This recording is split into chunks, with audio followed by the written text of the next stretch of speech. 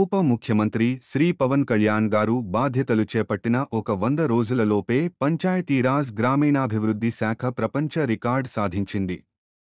రాష్ట్ర వ్యాప్తంగా ఒకే రోజు 13,326 గ్రామ పంచాయతీల్లో గ్రామ సభలు నిర్వహణకు ప్రపంచ రికార్డ్ దక్కింది.